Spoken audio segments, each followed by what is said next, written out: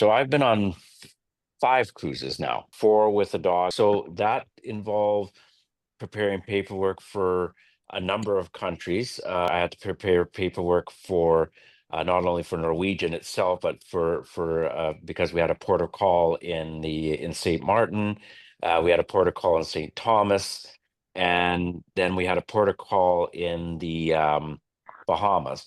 The Bahamas, I didn't get off the ship with my dog because they charged a fee to board to go to shore with a dog, even though it was a service guide dog. Wow. So I Oh, stayed on the ship with my dog in the Bahamas on that particular cruise, and it was there was definitely a lot of paperwork involved as well. So that was our first cruise. Our second cruise, we did the Panama Canal. So that was so similar length to your Hawaii cruise. It was 3 weeks on board.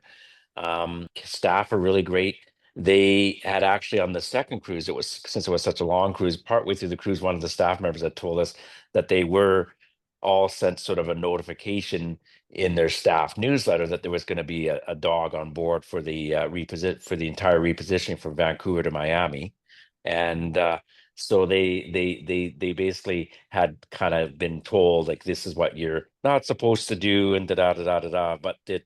But it was such a long cruise, and the staff, a lot of the people we found, a lot of the staff members miss their own dogs at home, so they would always be so happy to see a dog. And usually, most of the time, on that cruise in the morning when we go for breakfast, the person to be greeted was Bounty. Like it would be hi Bounty, oh, and it's like oh hi Richard and Bill, or yeah. it was usually hi Bounty, hi Mr. Bill, hi Mr. Richard.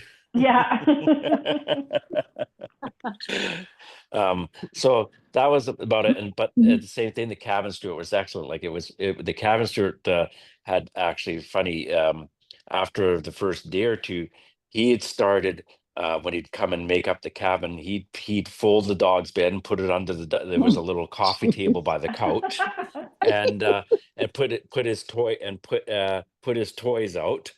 And then at night, when they did the cabin turn down, he put the dog's bed back out and put the toys Oh away. my goodness. Our cruises involved Mexico and the Caribbean, so we did have some other issues with paperwork. We did have one excursion, and it had a similar issue as Maryland. Like we had actually our first cruise, Norwegian hadn't really done like hadn't really informed us what was going to happen in the various countries. So I wrote a letter to them on what would work better.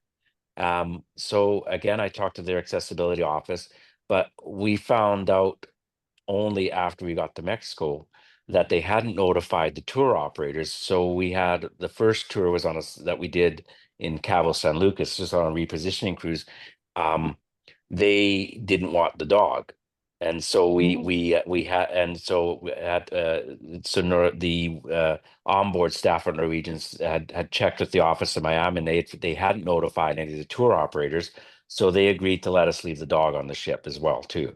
And I mentioned it to the cabin steward, so he just said he'd look in on him, but he wouldn't disturb him. So he did made up our cabin early in the morning while we were at breakfast, and then we could then basically he just we just put the do not disturb flag out on the door, and Bounty was good inside. It wasn't we were only gone for half a day, so it wasn't like it was a really long period of time. If it was another dog that had separation anxiety, I don't think I would have done that. I would have stayed on board with my dog. I did work my dog on the ship. Like usually, if I was with Bill, we do sighted guide. But on one of our cruises, Bill had to be put into quarantine because he had a stomach bug. But thankfully, it wasn't Norwalk, and I was basically alone that day. I actually got off the ship with my dog in Huatulco, Mexico, and went ashore and walked around the village, and then came back to the ship, and then spent the afternoon playing trivia and doing stuff, and while Bill was basically in the cabin. If I hadn't had the dog, I probably would have just been stuck on the ship as well too. So that was nice to have. And then then we did an Alaska cruise as well, and but we did a 7 day from Vancouver to Anchorage and then flew back home. So it was So it was we did, but we did all the excursions in Alaska with the dog, and as well too the ones that because we did the excursions at the three ports of call on the way up, and as well we had a rough sea day on the very last day. I think I ended up not working bounty on that day because because it was just because too difficult, like when the ship was going up and down, to actually um keep him steady and keep me steady as well too. Um, but that was about it.